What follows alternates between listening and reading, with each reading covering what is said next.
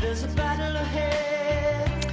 Good morning, good morning. I'm Erin Brinker. And I'm Tobin Brinker. We are on the Brink, the morning show on KCAA AM 1050, FM 106.5, and FM 102.3. So love this song. Right?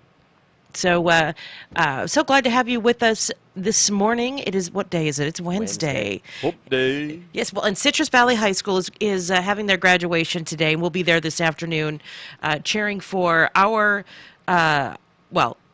best friend's daughter. She's family, Janelle Rooney. Big shout out to Janelle for finishing high school. She's going to go into the Navy Reserves and then off to Long Beach State and CSULB. And so just excited for her. Super neat kid. And, you got to love this time of year, right, with the graduations. Everyone's posting their pictures of all these young people in their caps and gowns, big, happy, smiley faces. And it's a time for real reflection back on what you've done in your time in public schools, but also, looking forward as to where you're headed and what you're going to do. And there's just so many different opportunities out there for kids, and it's just exciting to see so many people going on to do different things. So it seems that, and something that I didn't realize, speaking of young people, it's not uncommon for very young people to have very high security clearances. This is true. And, I think of Chelsea Manning, who, of course, I've forgotten her name before he transitioned. Yes.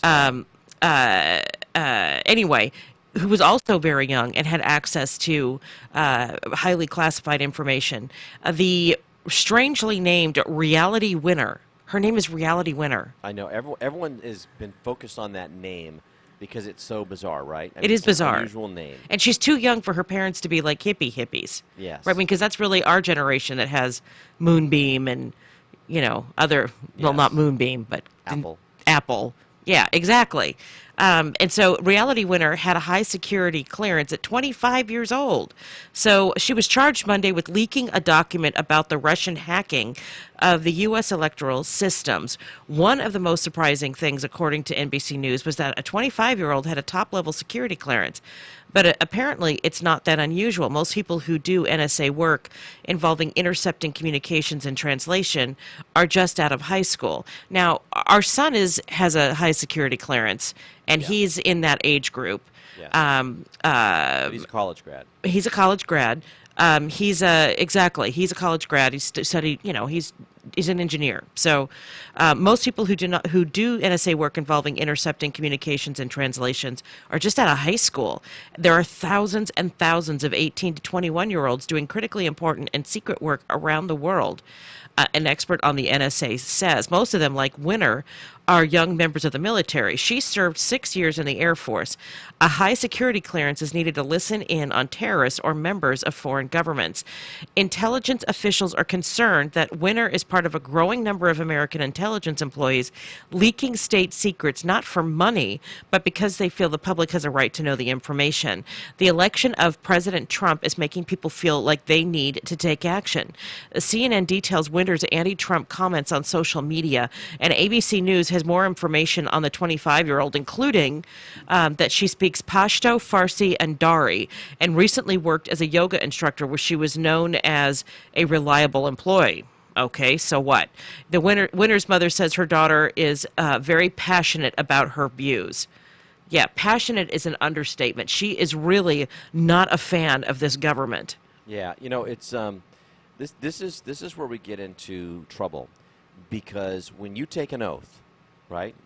When you take an oath to protect and defend the Constitution of the United States, and this means, when you get that clearance, you're making promises and assurances that you're not going to do this kind of stuff, right? Exactly. And substituting your own judgment for what is or is not the good information that should or should not be kept secret, or what.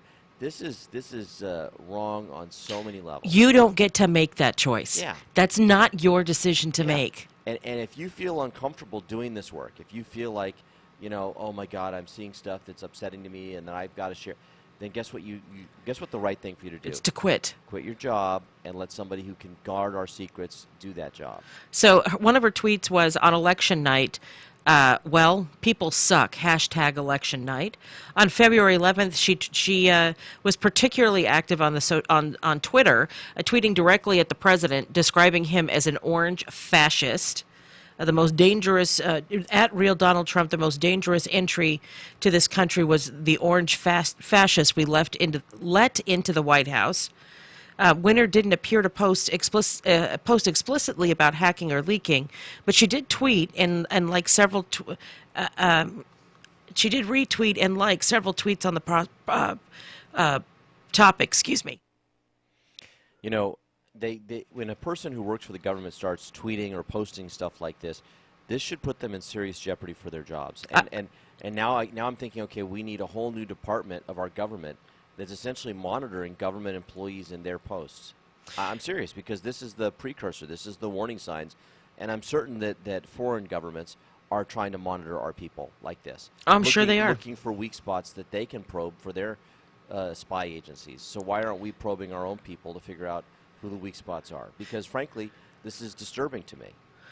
So she liked a tweet from the hacking group Anonymous in November and hinted at hacking a Mac computer the then president-elect was using.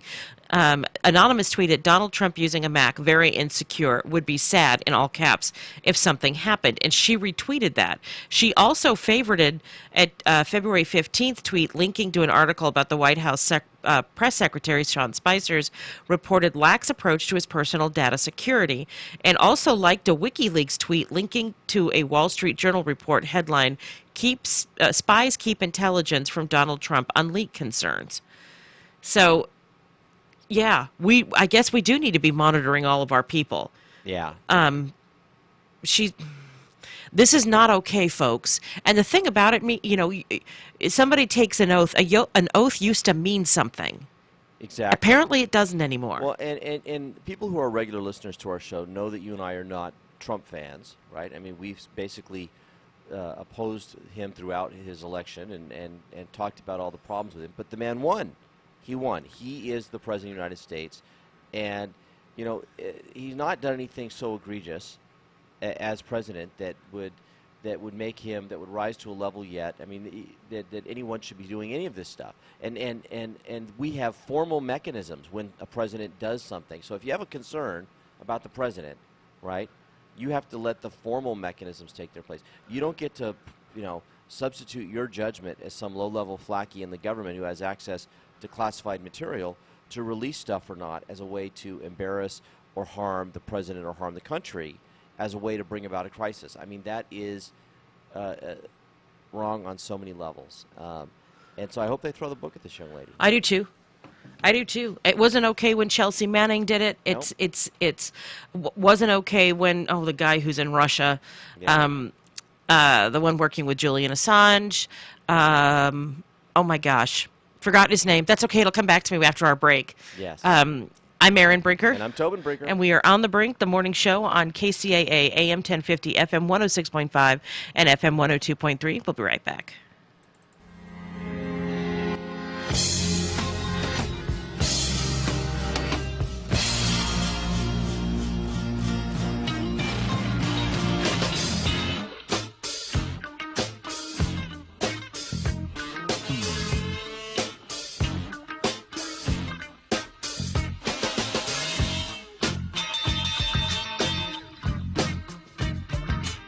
For several years, KCAA has been marketing the Youngevity brand of nutritional and personal care products. Our experience with Youngevity has been 100% positive, so we are pleased to recommend them to you. Regarding nutritional supplements, we recommend Pollen Burst in the berry flavor and Tangy Tangerine 2.0 in the tablet form. For regularity issues, we recommend 3-Day Cleanse, and for personal care, we recommend Morning Hydration Cream. You can shop online for Youngevity at www.kcaateam.com, or you can order by phone by calling 800-982-3197 and tell customer support that you are part of the KCAA team. Youngevity is an American company based in San Diego. Call Youngevity at 800-982-3197 and ask about monthly auto ship that allows you to buy Youngevity products at wholesale prices. That number again, 800-982-3197. Are you thirsty for books that will fill your soul with wisdom, joy, and inspiration? Then take a refreshing and nourishing drink at Alice's Quiet Mind Bookstore, located in the heart of the Agape International Spiritual Center in Culver City, which incidentally was recently featured on The Today Show. From aromatic soy candles to best-selling authors like Dr. Michael Bernard Beckwith and a whole host of other visionaries, Alice's Quiet Mind Bookstore has everything to soothe your body, spirit, and soul. For more info and directions, visit agapelive.com today. I'm Dr. Anthony Lazarowitz, and this is Climate Connections.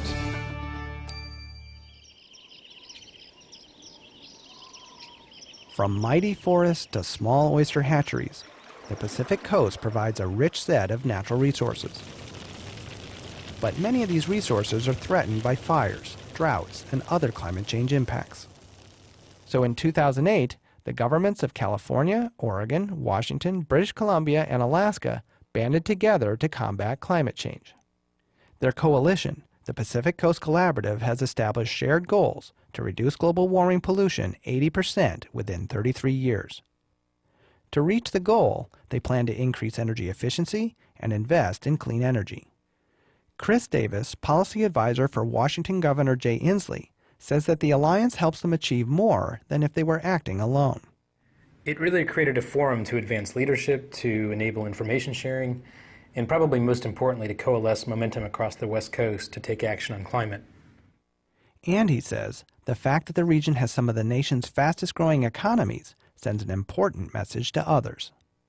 You can take really quite aggressive climate action and still have great job growth and great economic growth. Climate Connections is produced by the Yale Center for Environmental Communication. Learn more at yaleclimateconnections.org. Hi everybody, Ray Lucia here with some important information about debt, your debt. Whether you have a first or second mortgage, you're looking to buy or refi a home or rental property, or just need to consolidate your credit cards to lower your payments and save some serious interest, you need to do some loan financial planning with Steve Alladort, my mortgage man at loanfinancialplanner.com.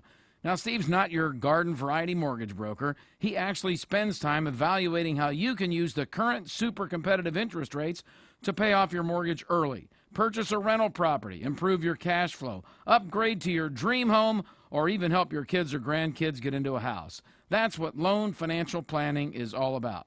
Steve's been helping me and my listeners for over 2 decades, and I can tell you he is the best finance guy in the business. Go to loanfinancialplanner.com. That's loanfinancialplanner.com. Or call Steve Alladort at 888-563-1070.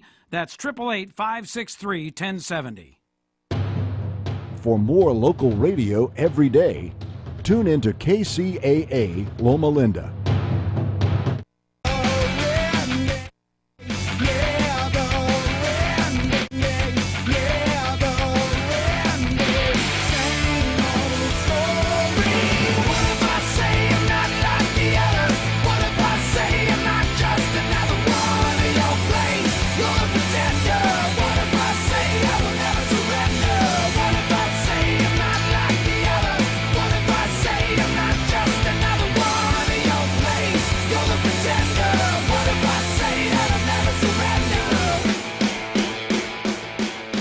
Welcome back. I'm Erin Brinker. I'm Tobin Brinker. And we are on the Brink, the morning show on KCAA AM 1050, FM 106.5, and FM 102.3.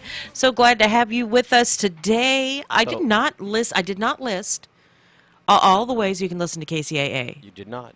So you can find us at the 3 stations that I just mentioned, 2 on the FM, 1 on the AM dial. You can find us at kcaaradio.com, where you can listen or you can watch. Tobin's in the studio with looking like he's going running today because he's going to go running today.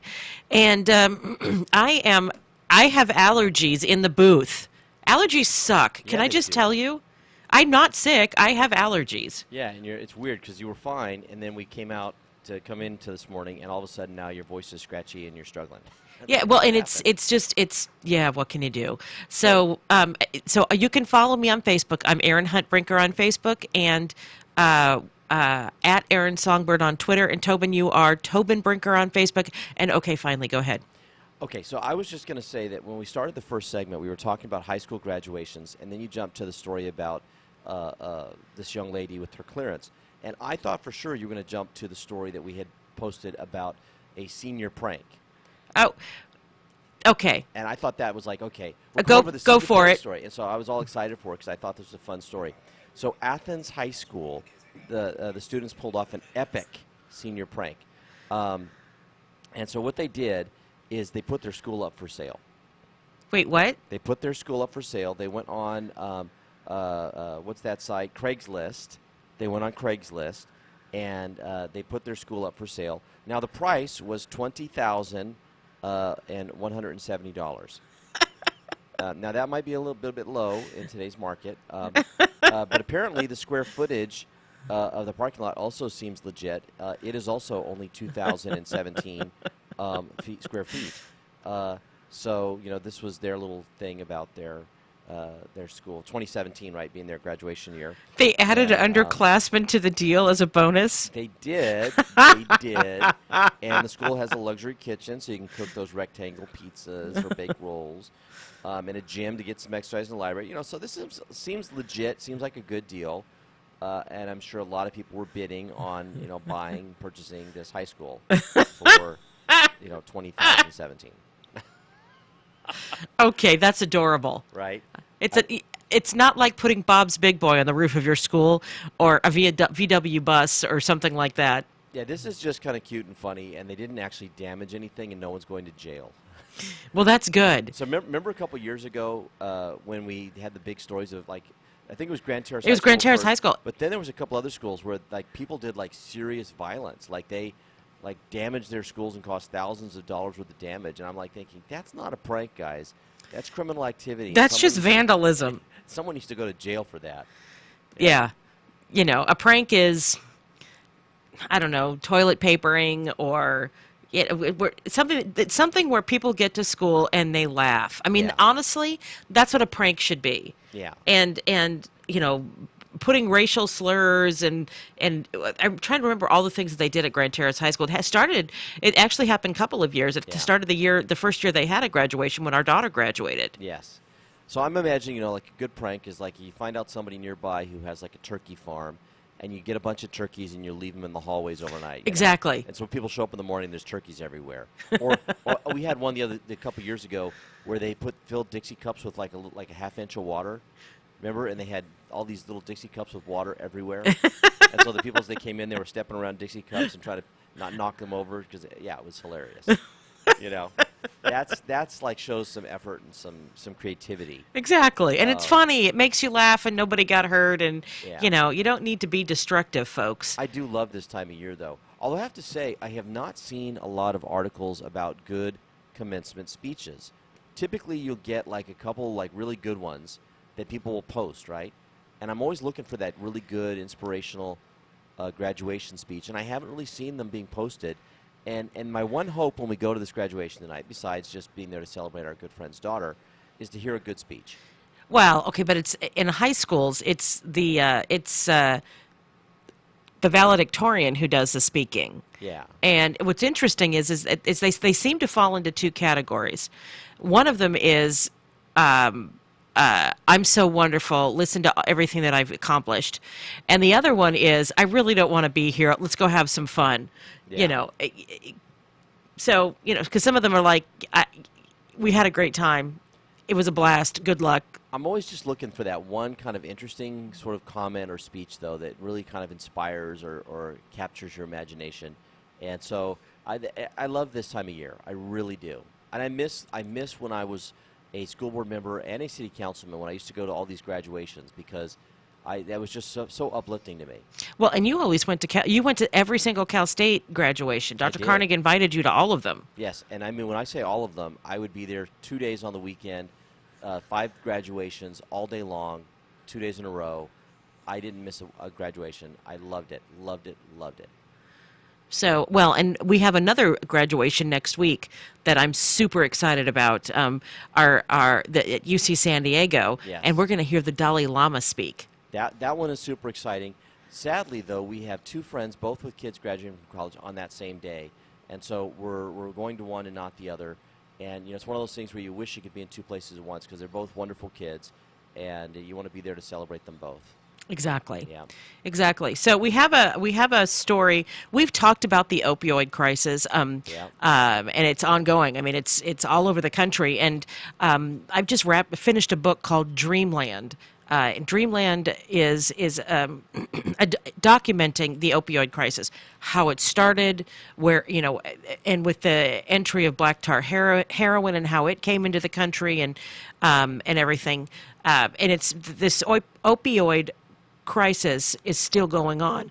Overdoses are now the leading cause of death for Americans under the age of 50.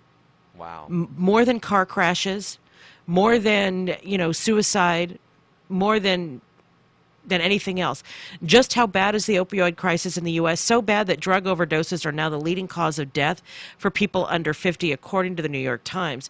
State and county death records reveal an estimated, are you sitting, 62,500 people died from drug overdoses last year. That's 19% more than in 2015. When the 2016 figures... while the 2016 figure is only a first look, as the CDC won't be able to figure out the final numbers until December, it still shows the largest annual jump ever recorded in the United States. Some states saw an even greater rise in overdose deaths. Large increases were seen on the East Coast in Maryland, Florida, Pennsylvania, Maine, and Ohio, where fentanyl and its analogs have been increasingly emerging in drug seizures. And fentanyl, of course, is what killed Prince. Yep. And in that state, drug deaths jumped by more than 25%, and that would be Ohio, jumped more than 25% from 2015 to 16.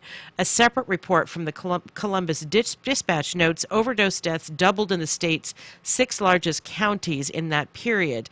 In a sign that the problem is only getting worse, Fox News notes Montgomery County has not even midway through 2017 already passed last year's total overdose death tally. Some Western states, on the other hand, saw overdose deaths hold steady or even fall in 2016. That's likely because black tar heroin remains most prevalent there, as opposed to powdered heroin, which can be laced with fentanyl or carfentanil. Should powdered heroin reach the Western states, drug deaths will increase, a doctor tells the Times. Yeah. Okay, so here's the thing, and this is my impression, and you've obviously done more research. You've read this book recently. It seems to me that what happened is that this is an unintended consequence of the United States tightening up its own drug laws about prescription drugs. That a lot of these folks were taking prescription drugs and illegally, right? They were buying and selling them on the black market and using them. And when our government really cracked down on doctors that were overprescribing and made it harder to get those drugs, that then these people turned to these illegal drugs and are much more likely to overdose because they can't control dosage. They're not sure exactly what's in them, and they're cheaper, and so people are getting more of them. And it's creating a real problem. So it is there. It's more complex than that, but that's part of it. Yeah. And certainly we're out of time in this segment, but we will continue to talk about this actually at length, and we'll get some experts on because I think this is really important. So I'm Erin Brinker. And I'm Tobin Brinker. And we are on the Brink, the morning show on KCAA AM 1050, FM 106.5, and FM 102.3. We'll be right back.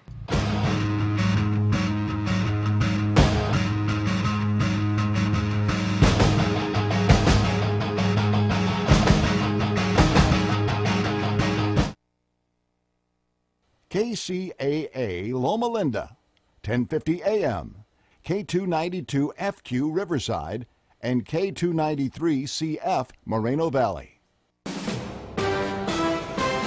NBC News Radio, I'm Sharon Reed. President Trump is nominating Christopher Wray as the new director of the FBI. He's a former U.S. Assistant Attorney General. If approved by the Senate, Wray would replace James Comey, whose highly anticipated Senate testimony is expected tomorrow. Today, the Senate Intelligence Committee is hearing from 4 of the nation's top intelligence officials. And this morning, the leading Democrat on that panel, Mark Warner, says he expects fireworks. I'm going to ask him, would it be in any way appropriate for a president to intervene on an ongoing FBI investigation, particularly one that involved close associates of the president. Meantime, Eric Trump says Democrats are not even people because of how they get in the way of his father's agenda. On Fox News' Hannity last night, the president's son said Democrats are imploding. And today is the first day college students in New York State can start applying for free tuition. The program covers in-state schools for families who earn $125,000 or less. Sharon Reed, NBC News Radio.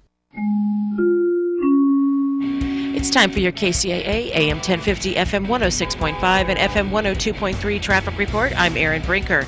In Ontario, on the 10 westbound after Haven, an overturn is along the right shoulder, but there's debris left in the lane, so there's stop-and-go traffic from Etiwanda Avenue. And in Riverside County, on the 15 southbound between the 215 and the 79 South Temecula Parkway, there's some slow traffic. This has been your traffic here on KCAA. We are the stations that leave no listener behind. I'm Erin Brinker. From the KCAA Weather Center, I'm Rod Tanner. For this morning, cloudy skies will gradually clear with an afternoon high of 87, while winds to 20 miles an hour. Tonight, it'll be clear with a low of 58 with winds to 25 miles an hour. We'll have a mostly sunny Thursday with a high of 86 with winds to 20 miles an hour. Thursday night, it'll be clear and breezy, a low of 58 with winds to 25 miles an hour. Friday should be sunny with a high of 84. For the weekend, we'll have a mostly sunny Saturday with a high of 80. It'll be sunny Sunday, again our high 80. That's your weather forecast for this hour from KCAA, 1050 AM, 106.5 FM, and now 102.3 FM. 3-in-1, the trifecta of talk in Southern California. End time is not what you thought. In their new book, 122436, authors Mike and Cheryl Gilmore bring forth a startling new idea on the beginning of humankind, how life begins on Earth and when our Creator concludes this age. In the book, 122436, three small groups of individuals, separated by thousands of miles, discover together the answers to the beginning of our universe and all the life it contains. Mike Gilmore is the author of 5 Levels of Power novels and the Sled Investigation series. Cheryl Gilmore is current state director in South Carolina for MUFON and brings a lifetime of experience with UFOs and related fields. As a team, their new book about life in the near future on Earth sets aside most people's religious and scientific beliefs. Available exclusively on Amazon in softback for $8.99 or the ebook price for only $2.99. Remember, Amazon softback $8.99, ebook only $2.99. 122436. Get your copy today.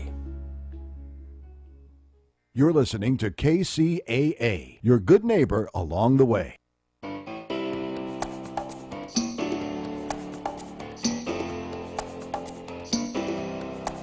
See you driving round town with the girl I love, and I'm like, forget you. I guess the change in my pocket wasn't enough. I'm like, forget you and forget her too. Said if I was richer, I'd still be richer. Ain't that some shit? And although there's pain in my chest, I still wish you the best. From the forget you. Yeah, I'm sorry, I can't afford a Ferrari. Welcome back. I'm Erin Brinker. I'm Tobin Brinker. And we are on the Brink, the morning show here on KCAA, and I'm so excited to introduce to you and welcome to the show Ann Kidd Taylor. She's the co-author of the New York Times bestselling memoir, Traveling with Pomegranates. She's a graduate of Columbia College in South Carolina and currently lives in Southwest Florida with her husband and son. She has written a book called The Shark Club. So Ann Kidd Taylor, welcome to the show. Thank you so much for having me. So tell us about your book. Well, The Shark Club is about Maeve Donnelly, who, as a 12-year-old, is swimming in the Gulf of Mexico off an island in southwest Florida and is bitten by a shark.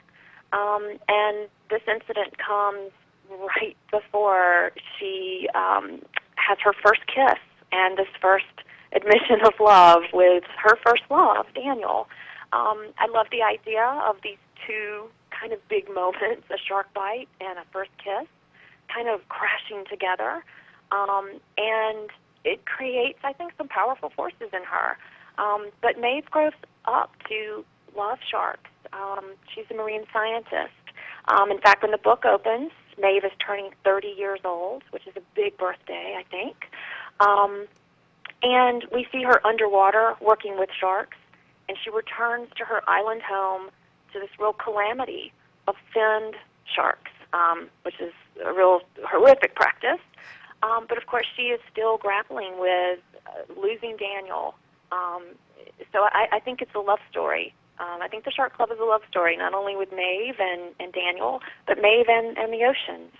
So, what is shark finning?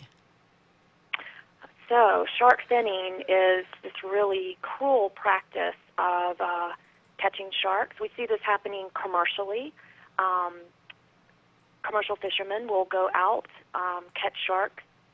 Their fins are sliced off while they're alive. Oh my gosh! And the sharks are, it's really horrible. They're thrown overboard, where they bleed to death, drown to death, become prey for other sharks down there. Oh my gosh, that's horrific. And the fins are then become part of the shark fin trade, which is a global trade. Something like 70 to 80 million sharks die every year because of shark finning. And really we see the shark fin trade kind of fueled for, believe it or not, shark fin soup.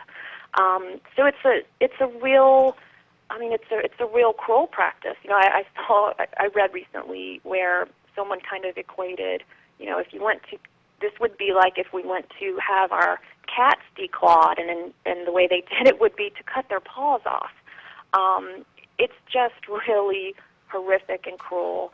And there's actually some legislation coming up soon, I believe, that will address the shark fin trade. Our shark populations really can't handle it, and we've seen some resurgence among sharks. But they really need some love. They haven't had the best PR in the last few decades, but we're since seeing Jaws. some resurgence there. Yeah. Well, there's another big shark movie coming out too. I was just at the theater yesterday, and and they always play up the fear angle, right? Yeah, absolutely. I think I saw this trailer on TV too. Yeah, it's like 40. It's like, I think it's called 47 Feet Down, and it's these two girls trapped in a cage that fell off the boat, and the sharks are between them and the boat, and they're running out of oxygen. But it's another scary shark movie. Just what we need. It is. Yeah, it is. And as a child, I saw Jaws, and of course, we'd go on vacation, and I would spend the first day sitting on the beach because I had Jaws kind of playing in my head. But in doing the research for this book, for the Shark Club, what I learned about Peter Benchley writing Jaws was that after writing that, he wrote other books about shark conservation and why they were important and why they should be saved. And I believe he and his family went on to form a conservation organization aimed at helping sharks. So, that really reframed Jaws in my head. But I know what you mean. I think I've seen this trailer, and while there's certainly these thrilling elements to it, and so many of us are fascinated by sharks, it's one thing to be fascinated by them, and it's another thing to be fond of them. And I think when sharks are portrayed, as in one single way, as just these kind of menacing monsters who are out to kill us, we certainly need to fill in the whole picture there. That would be good for them, probably. So what was it like to write this novel after you had written your memoir? Because, that's really shifting gears. Yeah, it truly was. I collaborated on Traveling with Pomegranates with my mom, Sumont Kidd, and we were really reflecting on trips that we had taken together. I relied a lot on, travel journals and photos and videos, and of course we were relying on our memories. And we worked within those confines. When I shifted over to writing fiction, I was kind of blown away by how unconfined I was. I could really follow those intrinsic threads of, what felt like the story I really wanted to tell. I could, it was wildly freeing, actually, to be able to dream up these characters and to have them kind of talk in my head was really quite an experience. Maeve was pretty talkative about who she was and what she wanted. And certainly my little 6-year-old Hazel character was really inspired by my son. She was very talkative on the page. I kind of couldn't keep up with her. So writing fiction and nonfiction, I think they share some similarities. But fiction, my goodness, it was incredibly freeing and fun.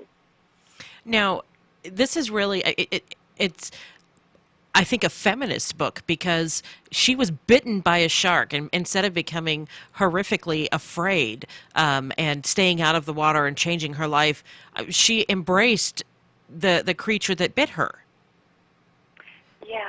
Yeah, and I love that you said that. I would agree that Maeve is a feminist character. I wanted her to be bold.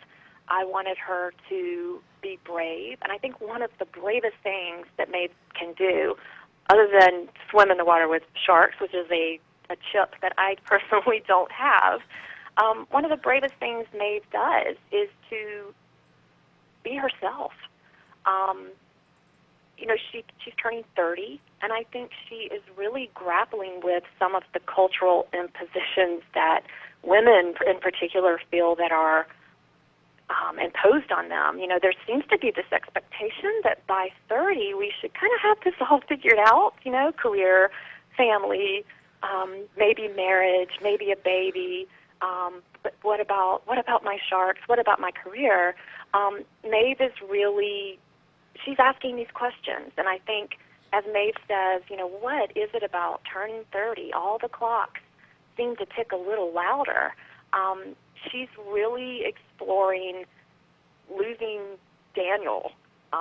This was the wound that she really carried. But Maeve wants to have love, and she wants to have freedom. And I think her big question is, why do we have to choose? So she's really trying to figure it out, like so many of us are, I think. Wow. Okay, so we're just about out of time. Where can people find you, follow you, and buy your book? Yeah, the book came out yesterday, so it is in bookstores and online. And for people that wanted more information about my tour schedule, it's AnnKidTaylor.com. And I'm on Twitter, also AnnKidTaylor, and very new to Instagram and having a little fun on that. Also, my name, Ann Kidd Taylor. And that's AnnKiddTaylor. That's it, yeah. Awesome. Well, thank you, Ann Kidd Taylor, for joining us. I'm so excited about this book, and I hope it shoots to the top of the New York Times bestseller list. Oh, well, thanks for having me. It was a pleasure to talk to you. I really appreciate it. I appreciate it, too. Thank you so much. Well, it's time for a break. I'm Erin Brinker. And I'm Tobin Brinker. And we are on The Brink, the morning show on KCAA. We'll be right back.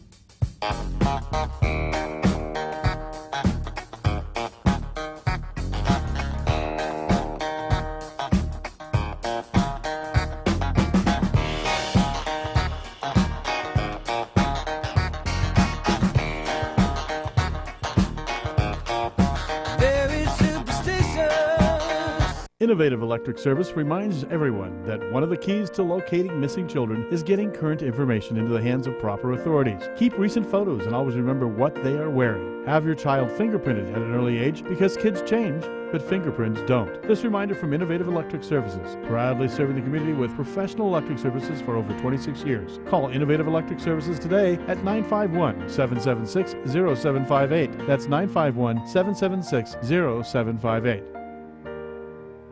Hey there, quick question for you.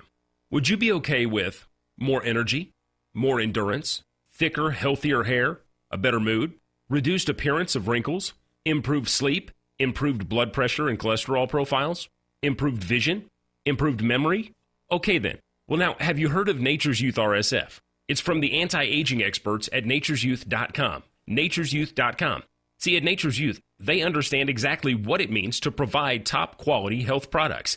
And Nature's Youth customers not only improve their health, they know they're also providing their body with the right nourishment to maintain that peak performance and fight the aging process. If health, wellness, and nutrition are what you desire, choose Nature's Youth RSF. I did. You see, you're going to get older.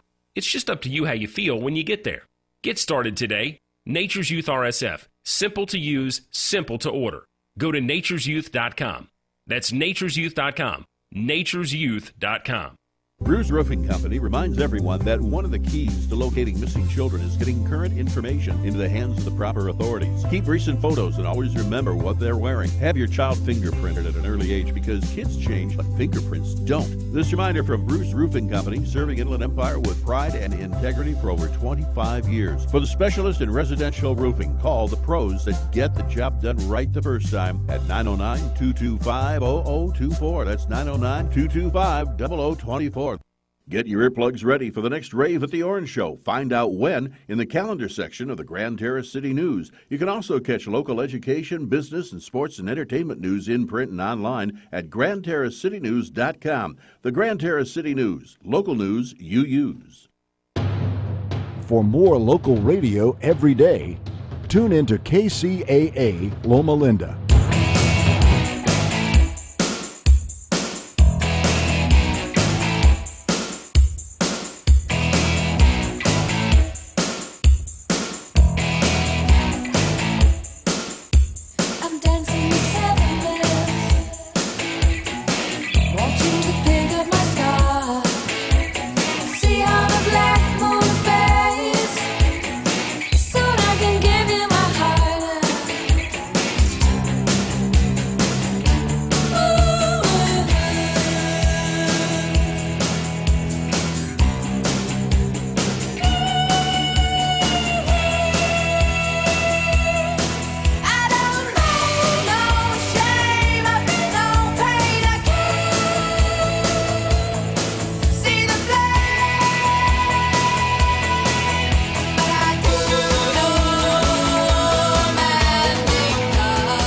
Welcome back. I'm Erin Brinker. I'm Tobin Brinker. And we are on The Brink, the morning show on KCAA AM 1050, FM 106.5, and FM 102.3.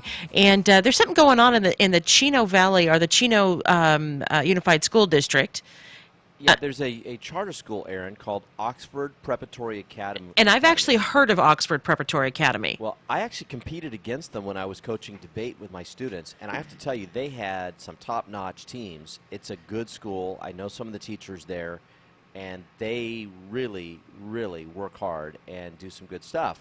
And it's Chino Valley Unified School District. Yeah, and so they're a charter school, though, and being a charter school means that periodically they have to go to the school district to get their charter renewed. They're not guaranteed to be open forever, and typically that's a 5-year cycle. And they got renewed once, and this last time they came up for their renewal, it got voted down.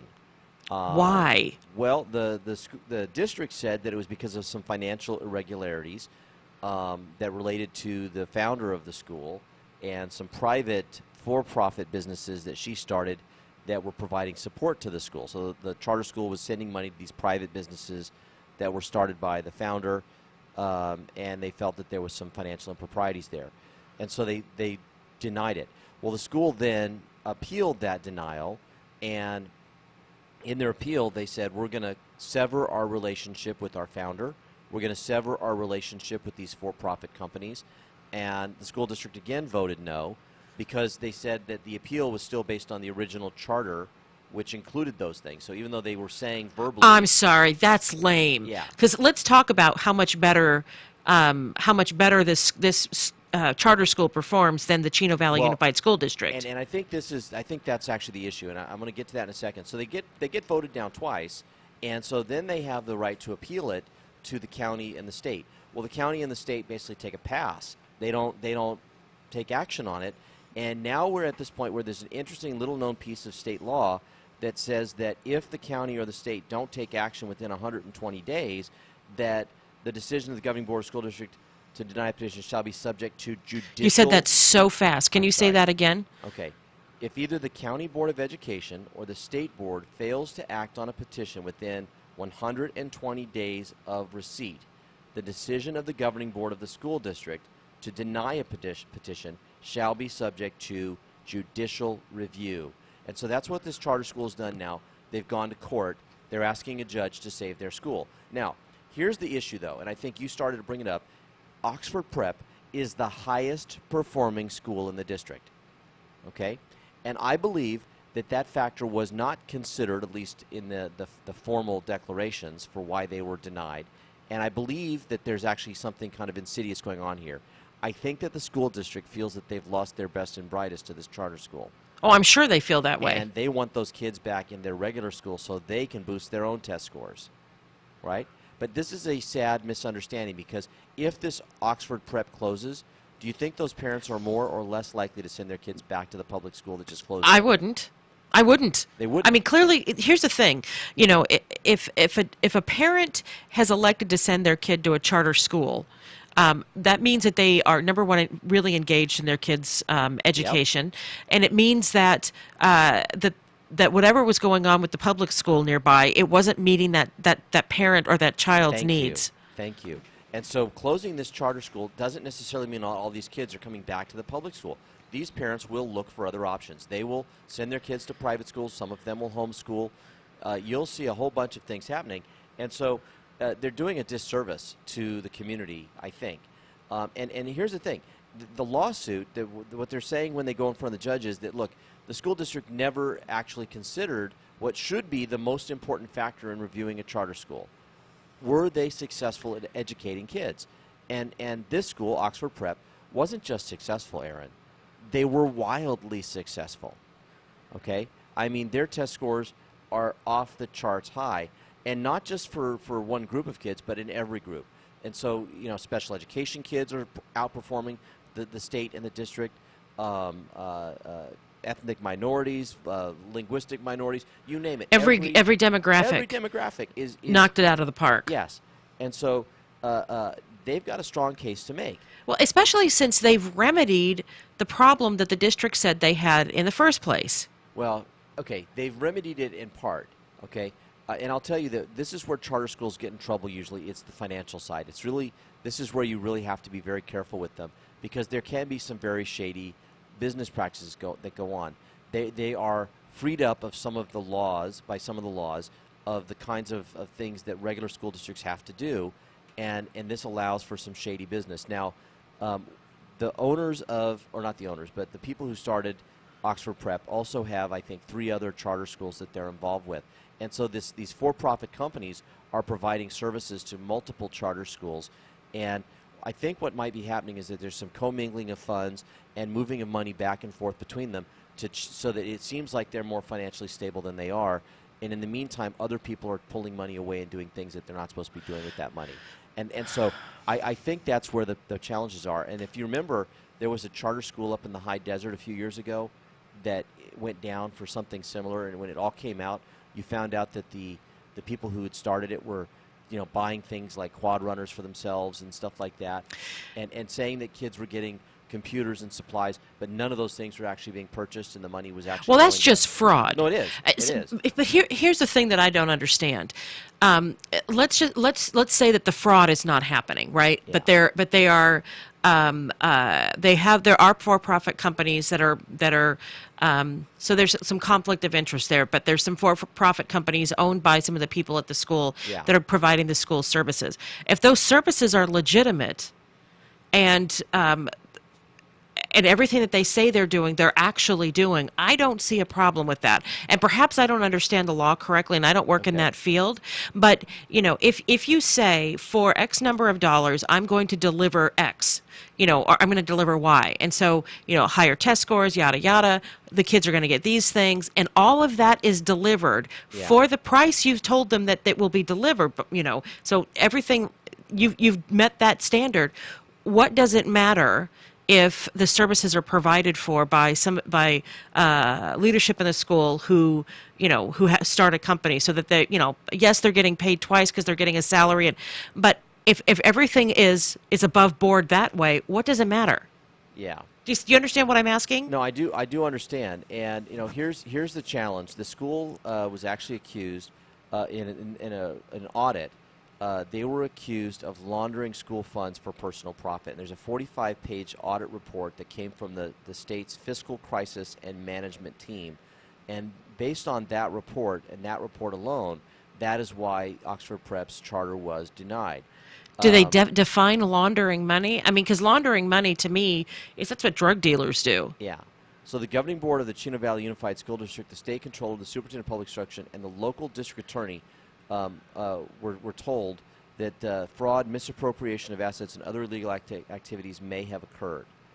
And so this is why they shut them down, being the easiest way to solve the problem. But again, like you said, they've gotten rid of the person who was at the front of that and severed the relationship with the company that was doing that. So now the question is, can they begin to unravel it and solve the problem? So according to auditors, Roche intentionally created a system of loose oversight. And that was the principal, the founder. A daisy chain of payments between for-profit companies staffed by family and friends, and obscured the financial operations from Chino Valley officials, auditors, and even Oxford Prep staff to divert public school funds to her and her associates' bank accounts. Oxford Preparatory, Ed Lighton, and other spin-off Nevada-based Educational Excellence employed relatives and longtime friends of Roche, including 2 of her children and a cousin. Interviews indicate that following the petition renewal in 2012, the founder created a complex structure of charter management corporations that exercised significant influence over transactions and contracts between these entities and secured considerable financial benefit through contracts that charged management service fees of up to 10%, funneling charter school dollars from OPA schools and charging for services that already existed. So management service fees in the nonprofit world would be called an indirect. Yeah. And 10% indirect is not exorbitant. Yeah. But all of the rest of that stuff, no, I got that. And all of the rest of that stuff is a problem. And we are completely out of time, so we will definitely pick this up later. Yeah. It's an interesting story. The thing about it is, by pulling that charter, what you're doing is you're hurting kids. Yep. Because you're hurting kids. They're getting a good education clearly where they are. So with that, we're out of time. I'm Erin Brinker. And I'm Tobin Brinker. And we are on The Brink, the morning show on KCAA AM 1050, FM 106.5, and FM 102.3. Have a great day, everybody.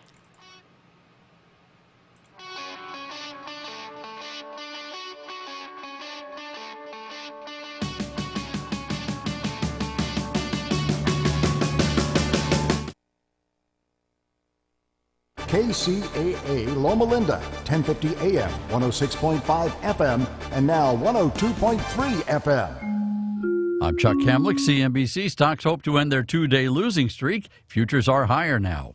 A new report suggests the global economy will grow this year and next at the fastest pace in 6 years. But a World Economic Group says U.S. growth will slow in part because there's no infrastructure plan. Mortgage applications up more than 7% last week. Loan rates fell and buyers came out of the woodwork to get a new mortgage. Truck maker Navistar lost more money than expected, in part because there are too many used trucks for sale. Jack Daniels maker Brown-Forman's profits fell by about 3/4 because sales around the world were lower, but not in this country. Delphi used to make radios for GM cars. Now Delphi is teaming with a French train and bus operator to service self-driving cars. And you may have listened to a Delphi radio in 1969 when Woodstock happened.